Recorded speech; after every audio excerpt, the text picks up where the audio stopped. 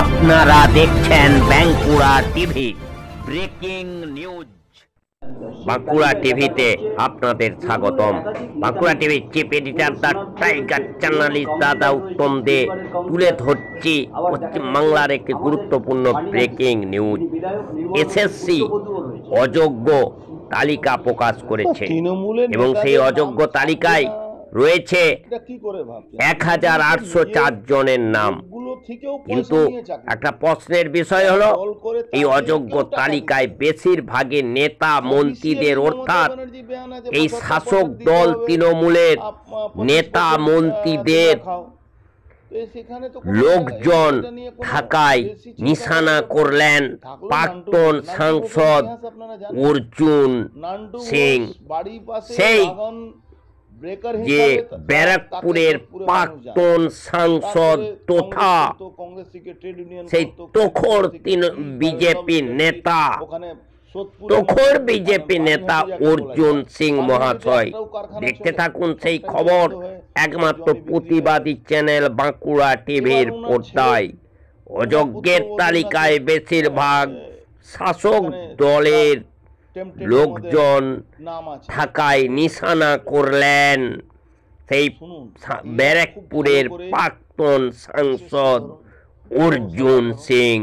দেখুন সেই খবর, কি বললেন অর্জুন সিং। ধরুন, এক চোর অন্য চোরকে কাজ লাগিয়ে দিচ্ছে, অন্য চোরকে কাজে লাগিয়ে দিচ্ছে। এই যে পার্থ চ্যাটার্জির কাছে অফিসিয়ালি অর্ডার এসেছিল কি তৃণমূলে কোন কোন নেতা সে টাকাগুলো কালেকশন করে ওকে দেবে, সেই টাকাটা যাবে কালীঘাটে। পার্থ চ্যাটার্জি, তার মধ্যে এখানে কালেক্টর হিসাবে নান্টু ঘোষ ছিল, পার্থ ভৌমিক ছিল, এরা তো কালেক্টর হিসাবে কাজ করেছে। এবার আরও আপনি দেখবেন আগামী দিন আসবে 62টা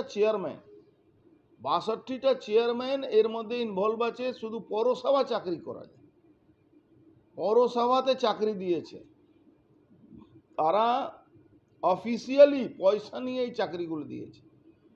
আপনি একদিন যদি ভুলে গেছেন, বর্তমান যিনি এডুকেশন মিনিস্টার আছেন একদিন বয়ান দিয়েছেন কি আমি আমার দলের লোককেই চাকরি দেব। দলের লোককে চাকরি দিল, তাও একটা মানা যেতে পারে, দলের লোক থেকেও টাকা নিয়ে চাকরি দেব।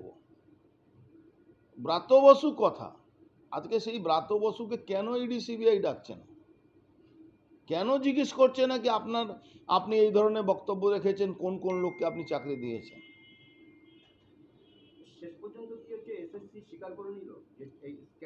এখন এই কেসে তো মমতা ব্যানার্জি নামে এফআইআর হওয়া উচিত। যদি চৌটালা নামে এফআইআর হতে পারে, চৌটালা 12 বছর সাজা হতে পারে, তাহলে মমতা ব্যানার্জি নামে কেন এফআইআর হবে?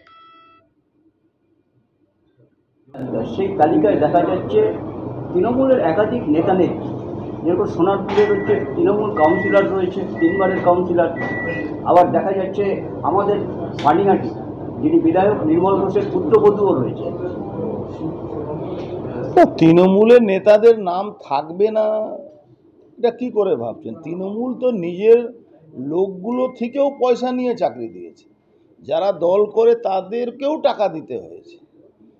অফিসিয়ালি মমতা ব্যানার্জি বয়ান আছে 75% দিতে হবে, 25% তোমরা খাও। তো সেখানে তো কোনো এটা নিয়ে কোনো বেশি চিন্তা করার ব্যাপার নেই। থাকলো নান্টু ঘোষের ইতিহাস আপনারা জানেন। নান্টু ঘোষ বাড়ির পাশে ওয়াগন ব্রেকার হিসাবে তাকে সোদপুরে মানুষ জানতো। তারপরে কংগ্রেস করতো, কংগ্রেস থেকে ট্রেড ইউনিয়ন করতো, ট্রেড ইউনিয়ন থেকে কীভাবে সব ইন্ডাস্ট্রি ওখানে সোদপুরের মধ্যে, মানে পানিহাটি যাকে বলা যায়, পানিহাটিতে একটাও কারখানা চলে, সবটাই তো বন্ধ হয়ে সব জমি বিক্রি হয়ে গেছে। এবার ওনার পুত্রবধূ নাকি এখানে তার টেম্পটেডের মধ্যে নাম আছে।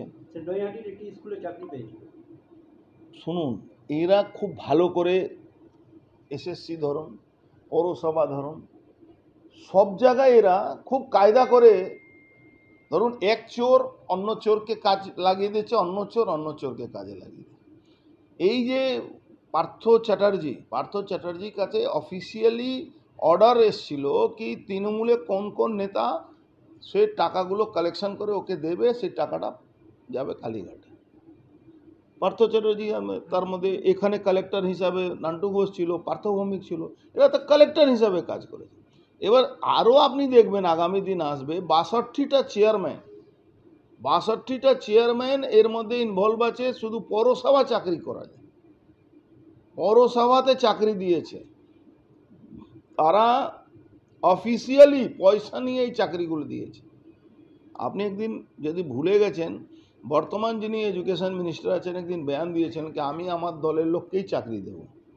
দলের লোককে চাকরি দিল তাও একটা মানা যেতে পারে, দলের লোক থেকেও টাকা নিয়ে চাকরি দেব।